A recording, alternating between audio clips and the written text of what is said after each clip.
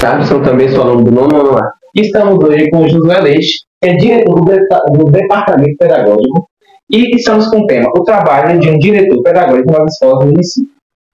Como é que você está hoje? Como é que o senhor se apresentar aí? O dia também, né? Boa tarde a todos que nos assistem. A gente agradece, né, a audiência de vocês, a participação. A gente agradece ao convite a cada um de vocês. Que bom estar aqui, Lanita.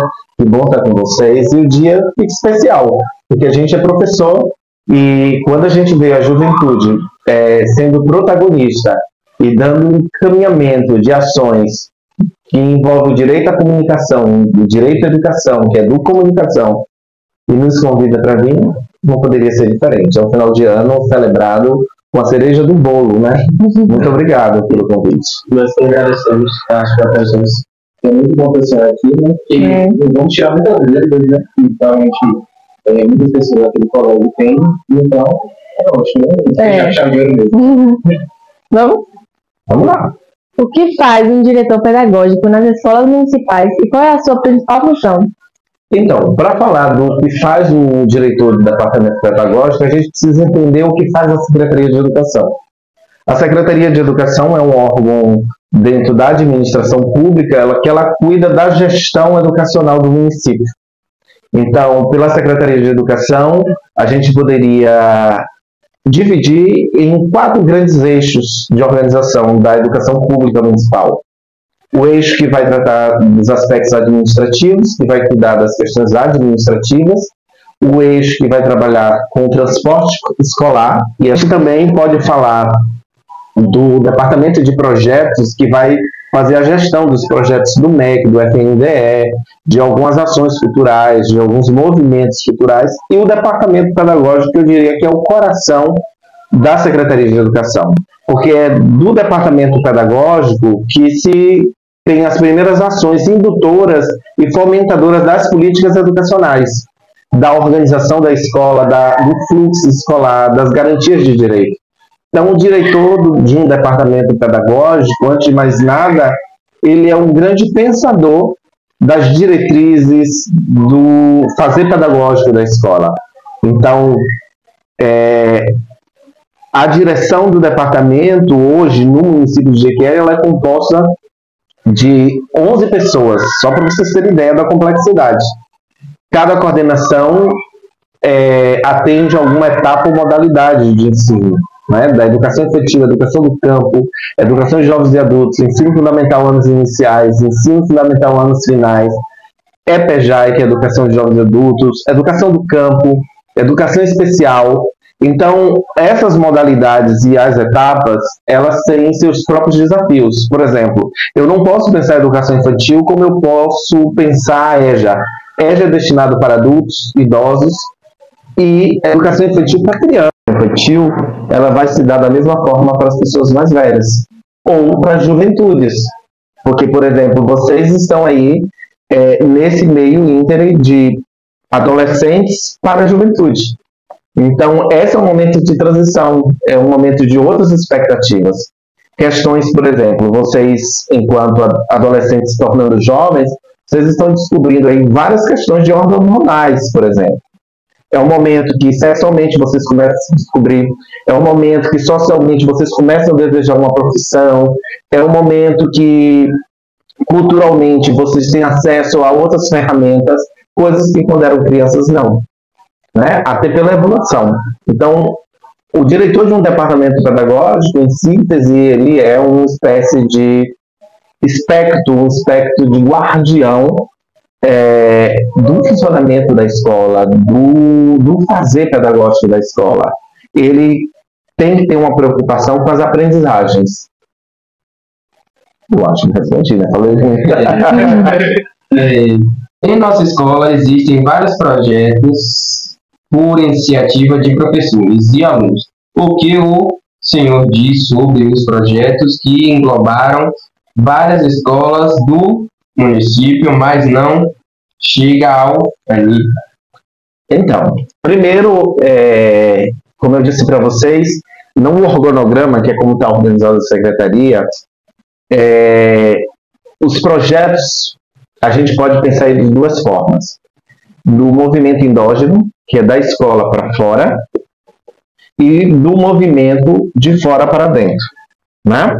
Então, nós do departamento pedagógico, a gente fomenta os projetos de autoria da escola. Projetos como esse de vocês são projetos que a gente tem que dar suporte, a gente tem que favorecer. Projetos que são ofertados, seja do MEC, da FNDE, ou seja de qualquer outro proponente da sociedade civil, esses projetos, geralmente, ele vem por demanda e ele está alocado no departamento de projetos. Não é sobre a gestão do departamento pedagógico, mas do departamento de projetos. Quando esses projetos chegam à secretaria, ofertados, ou seja pelo MEC ou por outras proponentes, geralmente o departamento de projetos, ele lança aos coordenadores e aos gestores quem quer fazer adesão. E aí, quando o diretor, o coordenador, ele faz adesão, os projetos vão para as escolas, para essas escolas. Então, talvez, o fato de alguns projetos não virem entre vocês é porque a escola de vocês não fizeram adesão a alguns outros projetos. Compreendem? Então, nesse sentido, essa é uma resposta um pouco complexa de eu responder com tanta propriedade, porque, primeiro, não se trata daquilo que é da minha competência em termos de direção. Fica na direção do departamento de projetos. Mas,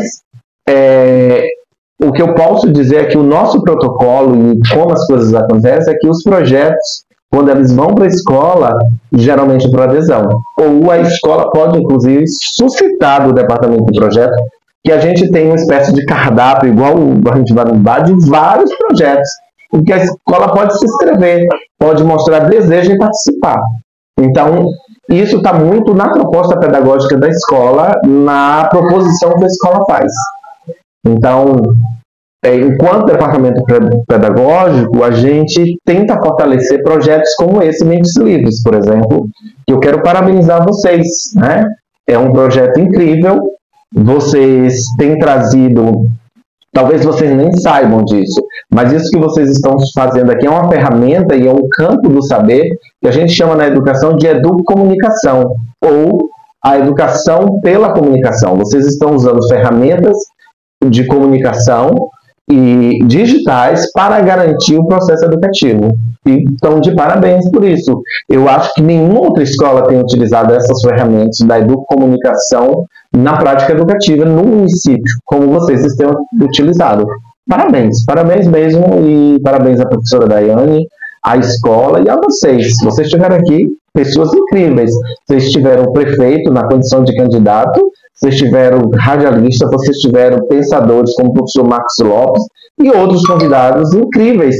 Vocês estão num patamar de convidados que eu diria, talvez, até que parado algumas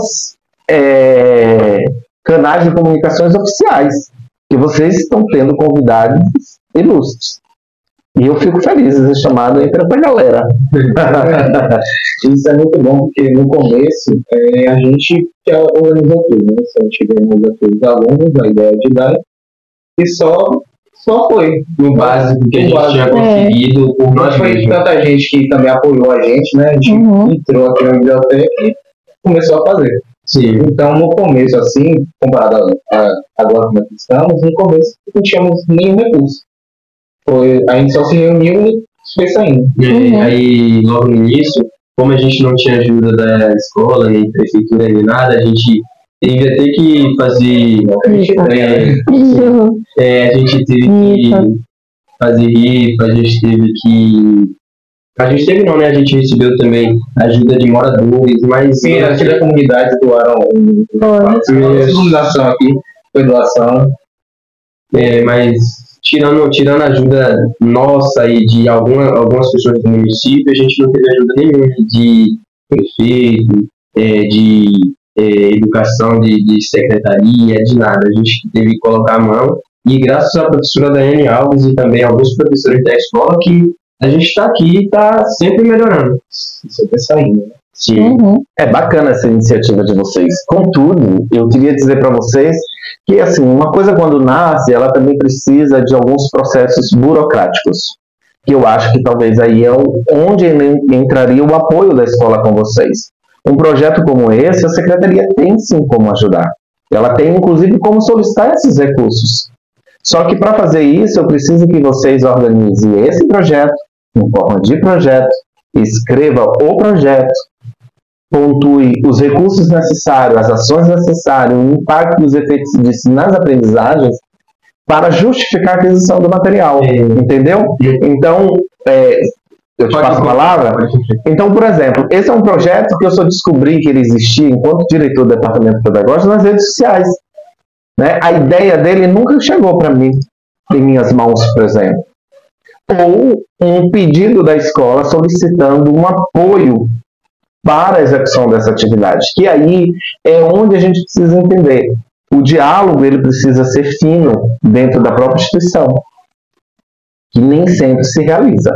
Sim, tipo assim, a gente meio que está utilizando um lugar que não existia para nada. Sim. A gente não utilizava esse lugar. Daí, Daiane Alves, ela olhou e falou, para que serve aquilo? Os alunos nem utilizam. Daí ela quis dar vida para a biblioteca. Aqui era trancado, não dava nem para entrar para ali. O povo da secretaria, eles não... Alguns, porque, no entanto, só quem está da secretaria da escola que está mais ou menos ajudando é a vice-diretora Angélia. E a gente, com a ajuda de Angélia e também da professora Daiane Alves, a gente já conseguiu, né, fazer um negócio que o senhor falou, acho que tipo assim, vamos falar que o projeto é nosso. Registrou o projeto, e daí o projeto é nosso, não é da secretaria. Inclusive era isso que eu ia falar, que tipo assim, para chegar às suas mãos esse projeto teria que ser da escola e não da gente, certo? Não necessariamente, aí você está falando de direitos autorais, que é bem diferente. Eu acho que a Secretaria de Educação ela não trabalha com essa questão de roubar autoria, porque até a gente, se tem uma coisa que é o papel da Secretaria de Educação, ela forma o cidadão para reconhecer seus direitos. E o direito autoral é um direito constituído, né? A autoria ela é fundamental na produção intelectual. Então, seja da produção do campo artístico, da estética, da cultura, ou mesmo teórico, né, dos pensadores. Então, a autoria ela é fundamental para você dizer de onde nasce, quem são os pensadores disso. Mas um projeto de uma escola, ela não pode estar desvinculado com a proposta de formação. E aí, por exemplo, se vocês dizem que um projeto como esse é de vocês e não é da escola, eu vou te dizer que, por exemplo, para acontecer na escola, ele precisa estar atrelado ao processo de ensino à aprendizagem. Porque fora disso, vocês teriam que ocupar outros espaços. Mas é exatamente isso. Por enquanto, creio eu, Daiane Alves, com a nossa ajuda, com fé em Deus, a gente vai conseguir um lugar para a gente continuar o nosso podcast. Se caso, né, a escola quiser continuar com o projeto, daí eles continuam, mas com fé em Deus a gente vai conseguir um lugar para a gente. E com certeza isso aqui está relacionado à escola e infelizmente, né, tem um pouco do ensino, até porque ela dá aula de português e creio eu que a gente ia aprendendo a falar de forma em que outras pessoas veem como a gente está falando e da forma que a gente está falando e o quanto a gente está trabalhando em relação a isso, é uma forma de aprendizado. E a gente não está só aprendendo dentro da sala de aula, e sim também fazendo outro tipo de coisas em que não é visto em outras escolas, pelo menos não como um projeto bom, eu acho. É incrível, eu acho que a sua fala é uma potência. Eu só problematizo um pouco, será que há necessidade desse apartheid? Por que a escola precisa estar lá e a gente está? Porque as coisas... Mas aí é que está, eu acho que esse é o pensamento político. O pensar político, né, que é fundamental para a formação cidadã, que é a base do ensino fundamental e da escola pública, que é a formação cidadã, que é formar o cidadão para a convivência em sociedade, e aí perpassa pelo político, que são esses poderes de tomar decisões, de dar direcionamento, e a gente entender quem são os órgãos e as instituições e estratégias para que socialmente a gente possa desenvolver. E a escola é esse lugar. Porque, embora muitas vezes o lugar da escola seja deturpado, ou uma política de precarização dessa escola, de desvalorização dessa escola, porque pense vocês são moradores nascidos quantos anos, Saulo? 15 anos. Você, Karina? 14. Quantos? 14. E você? 15 anos. Vocês são nascidos e criados no quilômetro 4? Todos que fiquem um tempo fora. Então, vamos lá.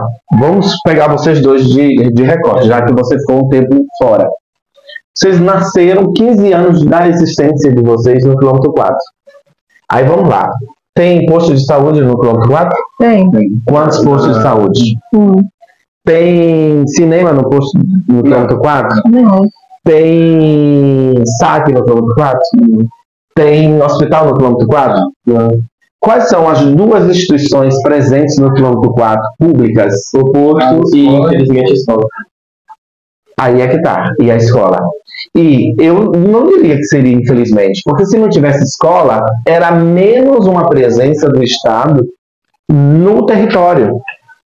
E a gente precisa rever essa ideia de achar que a instituição pública ela é contra. Pelo contrário, eu sairia do quilômetro 4 e vou lá para um lugar na Jiboinha. Na Jiboinha nós temos hoje, me parece, são 4 ou 6 estudantes pequenos.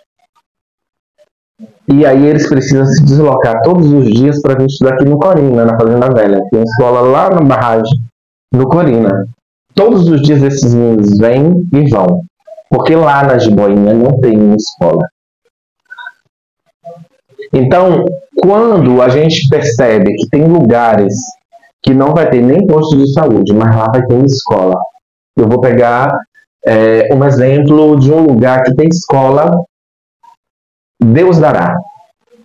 No Deus Dará, que é um lugar bem distante, bem no Deus Dará, um lugar alto até, lá tem uma escola. E ao redor não tem mais nada, só a roça. Então, quando a gente pensa a importância de ter uma instituição pública lá, é um lugar que vai garantir, talvez não nas condições ideais. Porque uma coisa é a gente ter o acesso, outra coisa é o uso que a gente faz disso, que aí passa pelas pessoas que estão no lugar. Por exemplo, a gente não pode dizer que a escola não tem uma biblioteca e que não tem um espaço que dá para estudar, que dá para fazer um projeto. Mas a gente, às vezes, tem o quê? Um mau uso, um uso obsoleto desse espaço. E precisavam, eu vou usar esse nome, eu gosto desses nomes transgressores, precisavam vocês invadirem a biblioteca para dar a ela um sentido, um significado. Então, qual é o desafio de vocês enquanto estudantes, enquanto jovens? É ocupar os espaços públicos. Não é se ausentar deles, mas ocupar, porque esse espaço ele tem que garantir o acesso para todo mundo. Um projeto como esse de vocês ele deve permanecer vivo. O ano que vem, se todos forem aprovados, vocês estarão em outras escolas, mas esse espaço não pode continuar como antes. A importância de vocês com esse projeto para a escola, para além disso aqui da visibilidade, enquanto estudante de escola, é dizer, olha, o espaço da biblioteca tem que ser um espaço vivo, um espaço de abertura para os estudantes, um espaço de acesso. Talvez o que a gente precise colaborar com o projeto da escola é abrir a escola para as pessoas, abrir a escola para o acolhimento, abrir a escola para ouvir as necessidades dos estudantes. O maior desafio, um dos desafios que eu tenho como diretor do departamento pedagógico é a inclusão das pessoas com deficiência. Como é difícil às vezes. E a inclusão passa pela minha capacidade de perceber que o outro é um ser humano, que o outro merece respeito, que o outro tem suas barreiras, né, já impostas pelas condições de existência e que isso não faz ele menor que ninguém, mas que ele precisa, dentro do sentido de equidade, ter a sua diferença valorizada e também respeitada. E aí seja uma pessoa com deficiência, ou seja, por exemplo, a gente tem muitos jovens, e talvez seja a realidade de vocês, que os pais usam drogas, que os pais foram assassinados, ou que passam necessidades, estão desempregados. Então a escola precisa ter um olhar especial para atender esses estudantes que vêm desse contexto familiar. Ela não pode achar que todo mundo saiu de casa, por exemplo, vocês estudam à tarde. Eu não posso ignorar que todos os estudantes do Anita Rabelo, hoje à tarde, almoçaram. Talvez vocês tenham pessoas entre vocês que não dizem, que não vão dizer, mas que não almoçaram hoje, que não tomaram café, que talvez nem viram os irmãos ou o pai. Né? Então, essa relação escola e a juventude e o projeto de escola, ela só vai dar certo se a gente caminhar junto e se a gente entender a importância desse território como um lugar de conquista e um lugar de luta. Esse pensamento separado, ele não constrói muito para as escolas públicas, porque há um pensamento outro em educação, em política de educação, que pensa na privatização das escolas. Privatizar a educação é torná-la mercadoria. E disso você se entende bem. Vai significar, quem puder comprar uma educação de chocolate, compra de chocolate. Quem não puder, compra um de skis. E aí a gente só vai aumentar essa distância e essa desigualdade social entre quem é mais rico e quem é mais pobre, dificultando isso. Então, o que a gente precisa é valorizar a escola pública, valorizar o espaço público e fazer dele um território de batalha, reivindicação e de conquistas. Que é isso que a gente vai transformar. Né? Por isso, eu tenho o maior orgulho de trabalhar para vocês. Se vocês não sabem, vocês é o principal, que não é essa relação, mas eu diria assim, vocês são os nossos patrões. Porque sem aluno não tem recurso, a mesa, essa sala, essa reforma, é porque existe aluno. Porque vocês são importantes para isso. É por conta de vocês que esses espaços são construídos. E às vezes a gente precisa ensinar também que a juventude tem suas próprias ideias, suas próprias pautas. Porque a juventude tem sua própria demanda, seus próprios questionamentos. Né? E, enfim, eu falei demais, né? Mas tipo assim, eu queria que tivesse bem mais, sabe? Tipo, tivesse uma para ensino médio, que tivesse para os meninos mais jovens, que no caso são do Fundamental 1. Eu queria que tivesse mercados que pessoas precisam se deslocar para outro bairro para poder fazer compras, ou para lá para o centro para poder fazer compras. E no caso, tipo assim, como eu disse, eu não queria que tivesse a menos, sempre quis dizer que tivesse a mais, mas como da forma que eu falei, creio eu que teve esse desencontro de comunicação. Foi só isso que eu quis corrigir. Qual a importância de um diretor pedagógico no combate à evasão escolar nas escolas municipais? Essa é uma pergunta muito importante. Por quê?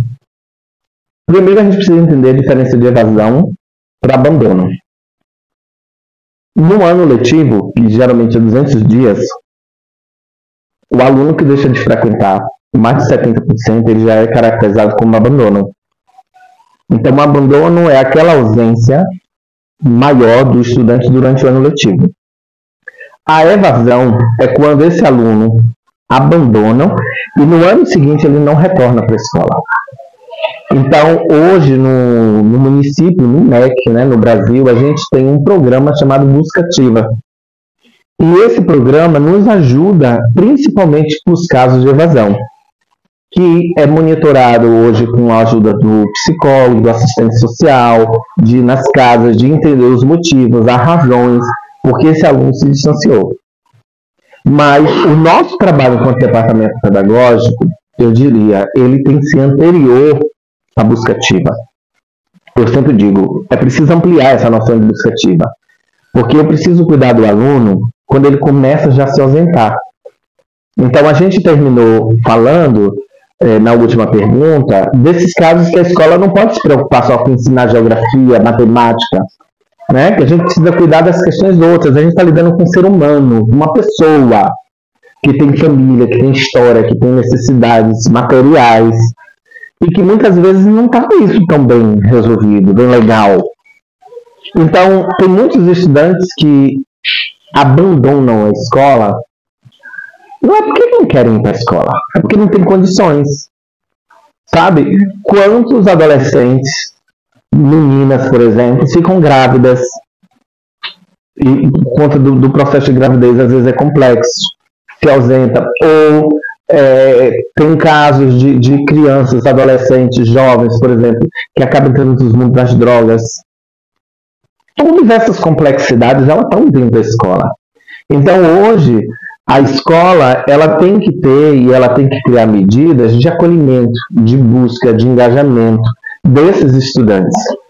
Então, isso é algo muito novo. Então, o departamento pedagógico, ele tem esse compromisso de cotidianamente chamar a atenção do diretor, chamar a atenção do coordenador, para a criação de planos, inclusive plano de ensino focado na pessoa. Porque, assim, quando a gente passa por um trauma ou por um problema muito difícil, as condições de aprendizagem que a gente tem não é o mesmo para todo mundo. A gente está num momento muito específico da vida, sabe? Eu vou dizer assim, eu perdi a minha mãe e meu pai, esses 2 últimos anos foram anos terríveis para mim.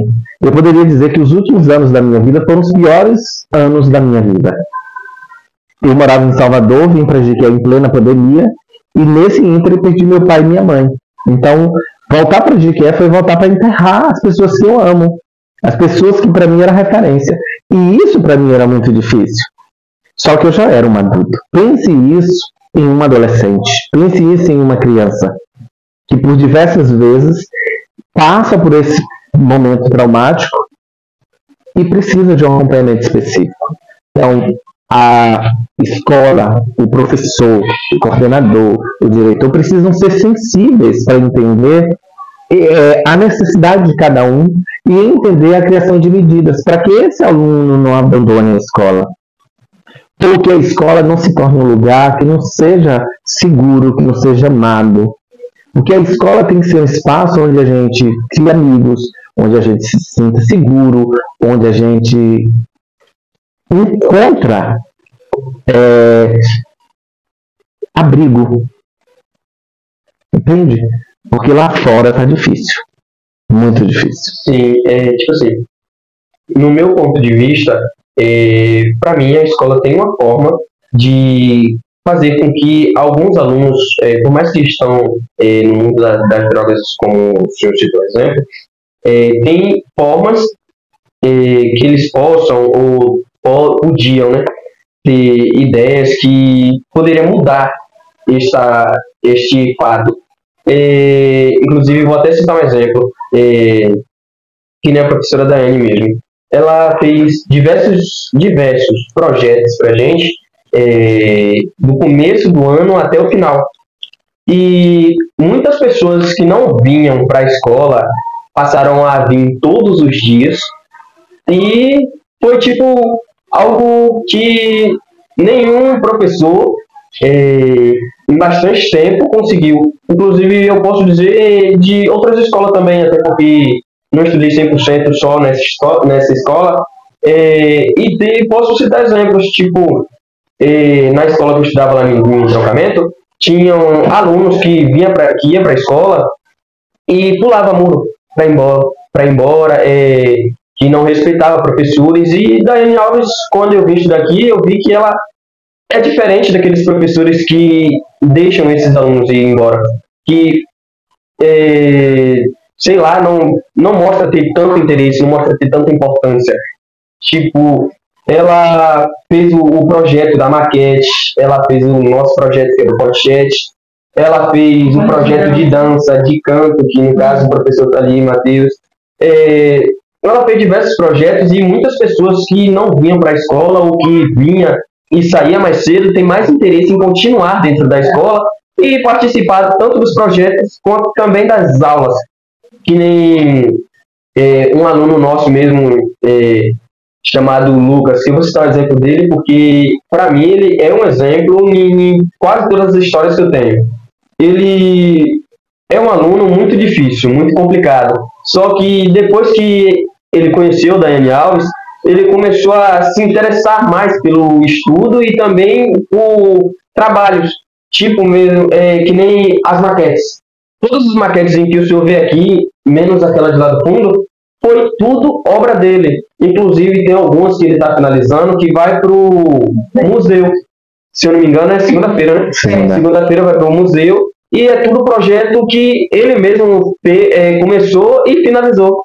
E Para mim, isso aí é muito gratificante e eu acho que se outros professores fizessem isso em suas aulas e em suas escolas, teria mais alunos interessados, ligados aí no assunto e também em outras coisas que ele poderia fazer dentro da escola, não só no ficar ligado ali no ensino, porque é como a gente falou ontem com como é o nome dele? O entrevistado de ontem? O entrevistado de ontem, Isaac. Isaac, ele é psicólogo.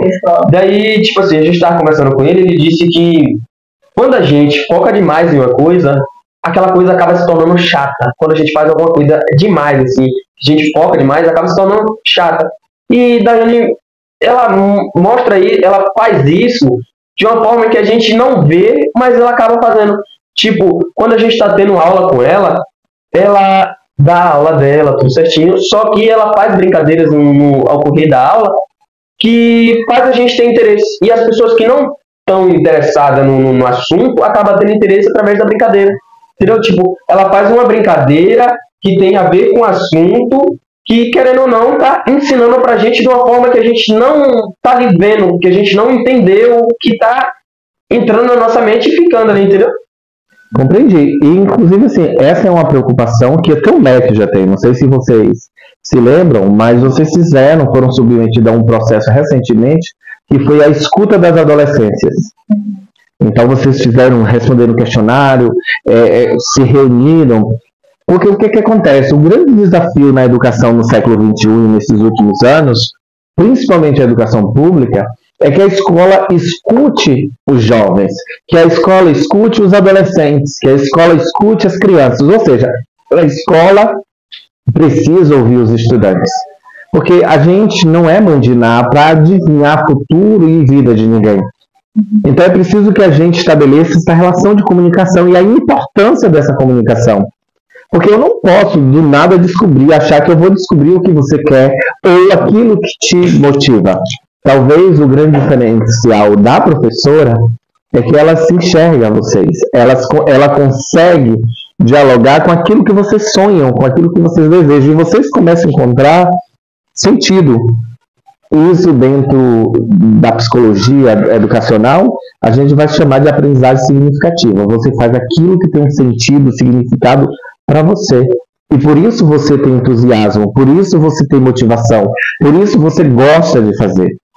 Infelizmente, a nossa escola, ela herdou um modelo tradicional, que é um modelo profissional, e que o professor é aquele sabedor de tudo, e que o aluno é aquele ser que precisa do professor, tipo um copo, para lhe encher de conhecimento. Ó.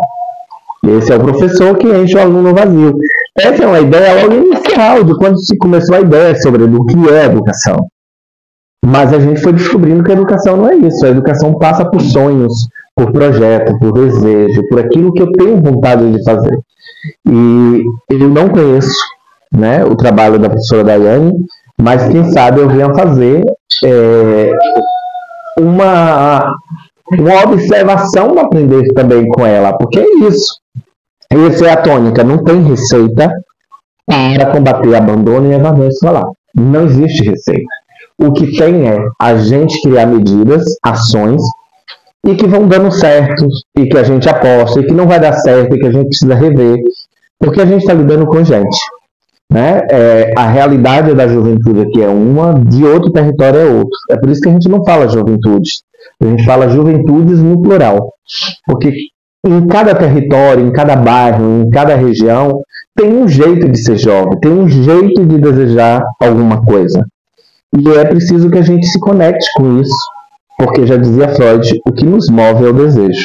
Então a gente é movido por esse sonho. Desejo enquanto um sonho, algo que você quer realizar, algo que você quer fazer. Compreendi. Então, todos entenderam?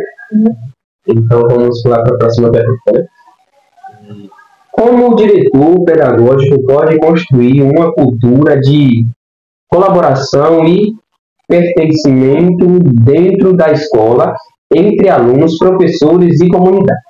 Eu queria que Saul, vou jogar para Saul essa pergunta. Né? Como é que você acha que um diretor pode contribuir? O que é que você pensa sobre isso? Contribuir com a cultura de colaboração. Sim. Bom, eu acho que o diretor, o papel do seu papel,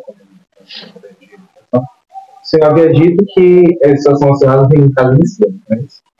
Porém, a Secretaria de Educação, ela pode criar projetos onde os alunos eles se sintam pertencentes àquela comunidade, daquele bairro, onde, sei lá, tirar uns alunos, por exemplo, aqui da Anitta, levar para outra escola para ver como é lá, como é que funcionam as coisas.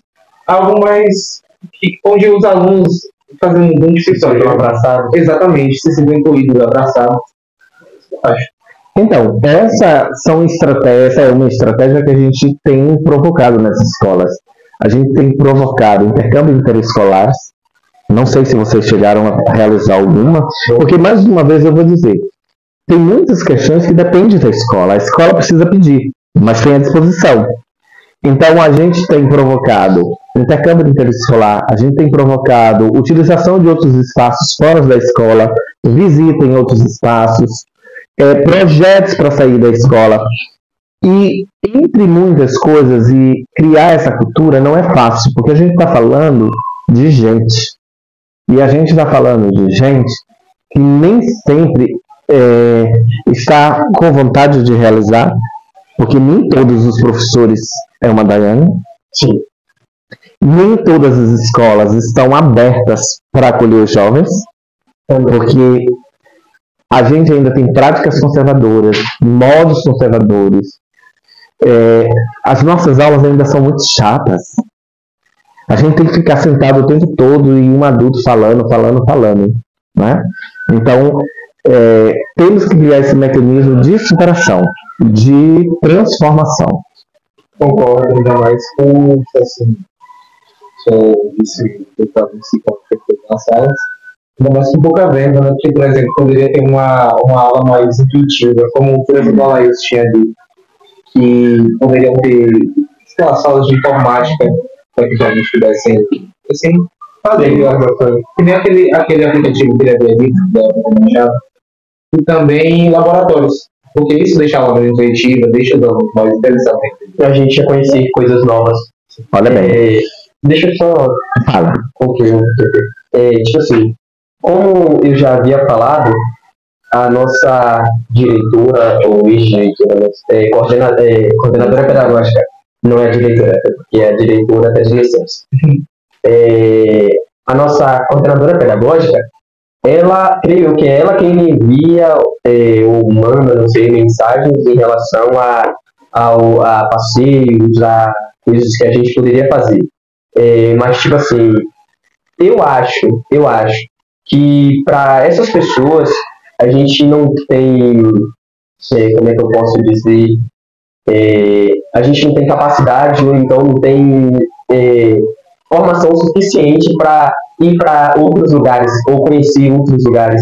Até porque a gente nunca teve nenhuma saída assim para conhecer outra escola, a não ser para os jogos que a gente teve nesses últimos tempos por conta de Daiane Alves, que infelizmente Daiane Alves está... Infelizmente não, Daiane Alves está citada em tudo que acontece de bom aqui dentro dessa escola, até porque é ela quem planeja tudo e faz tudo pela gente.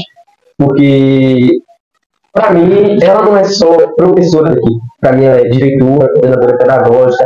Ela só não é vice-diretora porque a Angélia também nos ajuda bastante. Tipo assim, se eu acho que para coordenadora pedagógica e para diretora desta escola, elas não têm uma boa visão da gente. E por isso, elas acabam que não levam a gente para alguns lugares. Porque na escola que eu estudei, lá no encantamento, a gente ia conhecer outras escolas em que a gente poderia estudar. Inclusive, o 9º ano tinha oportunidade de conhecer a escola em que eles poderiam estudar. Inclusive, eram 2 escolas boas que tem lá na cidade de Jaguaquara. E, tipo assim, eu acho que se a gente tivesse essas oportunidades, a gente teria uma visão melhor de outras escolas em que a gente poderia estudar. E teria, sei lá, a gente poderia criar um interesse numa escola em que a gente não conhece e pra gente é ruim, só que se a gente conhecesse, poderia se tornar bom. Que nem mesmo, logo quando eu entrei aqui na escola, eu não se dava bem com a Angélia nem com a Daniela.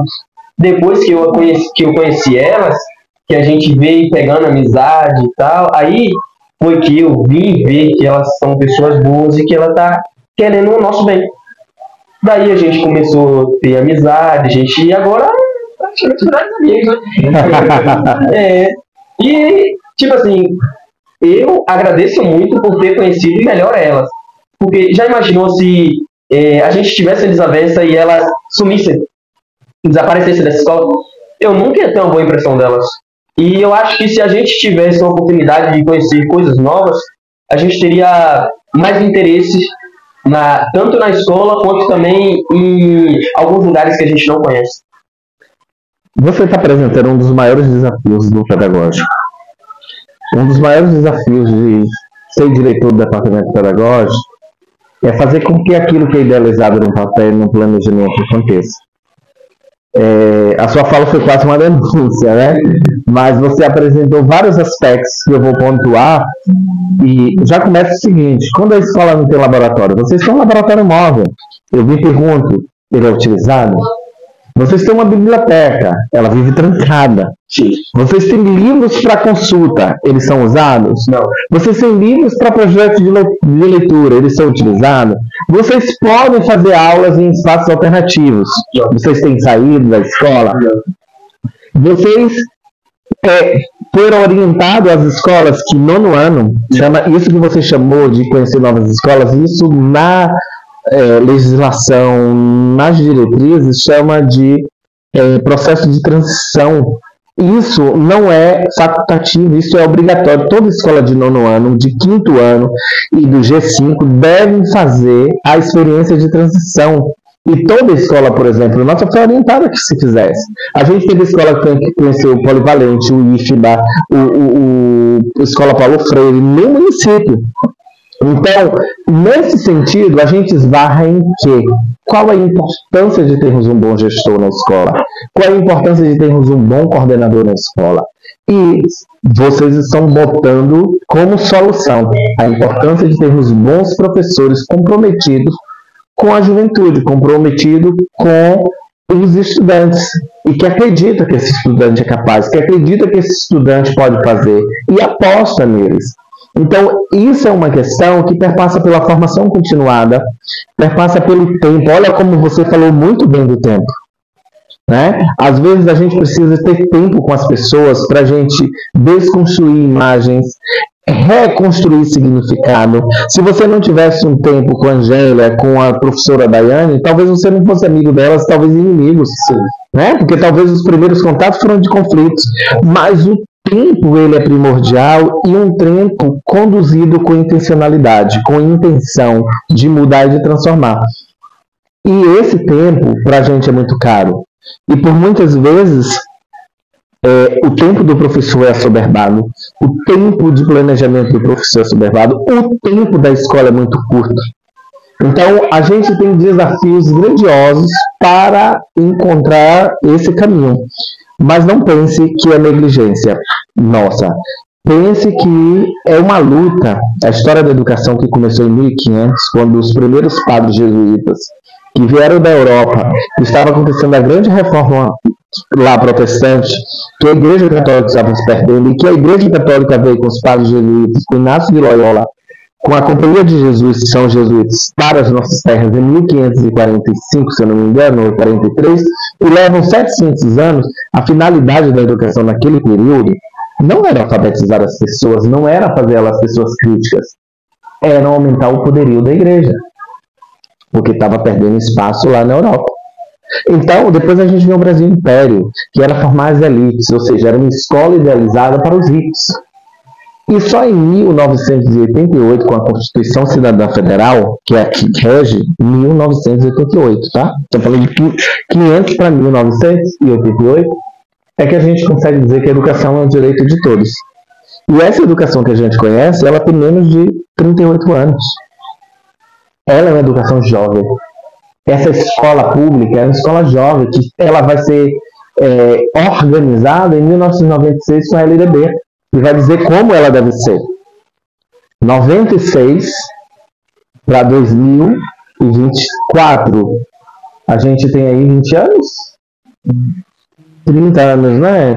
27 anos, 24, 25 anos. Né?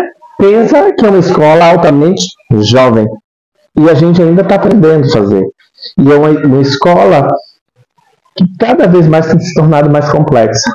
Porque como a sociedade está falindo, a sociedade está fracassando, a gente está tendo que resolver questões que não era só do âmbito da escola, que era do âmbito da família, que era do âmbito das políticas públicas, que é do âmbito da saúde, e tudo está convergindo na escola.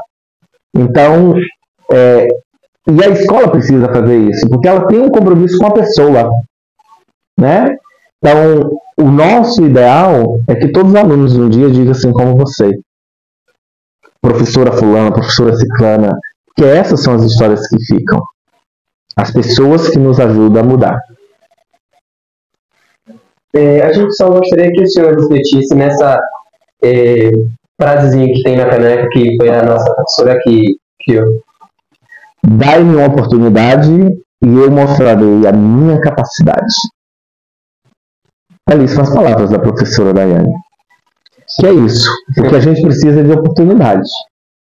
O que a gente precisa são de portas e janelas. E a escola, ela deve ser uma escola de portas e janelas.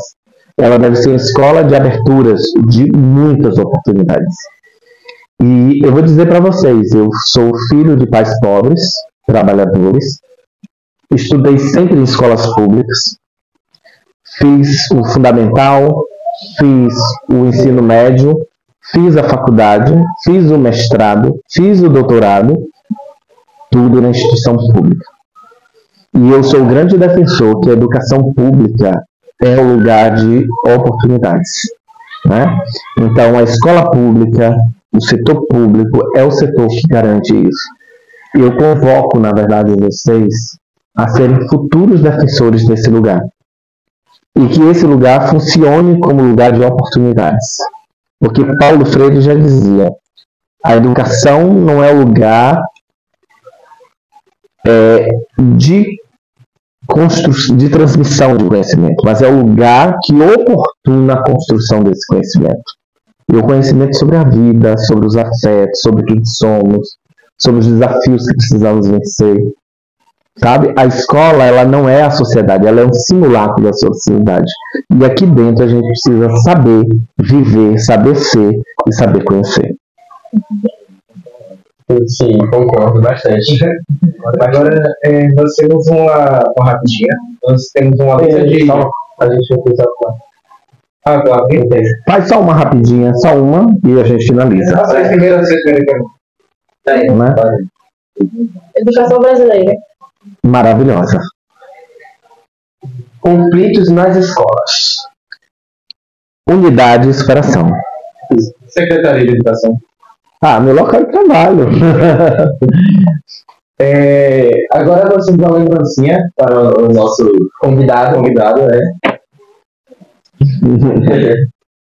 Obrigado, minha linda. Que maravilha. Obrigado. Agradecemos sua presença. E agora estamos encerrando o último episódio da temporada do podcast. E foi babado. Babado e confusão. Nós retornaremos com a segunda temporada e também com a novidade, que é o podcast itinerário, onde nós vamos sair do nosso ambiente aqui e ir entrevistar os convidados. É isso. Mas o podcast ainda vai continuar rolando na escola, só que com outras turmas. É por conta que a gente é do 9º ano e está partindo para outra escola, mas vai continuar, tá? A não ser que a gente repita e continue aqui. Mas... Gente, beijo para vocês, muito obrigado. A gente está indo. E parabéns mais uma vez, viu? Muito obrigado.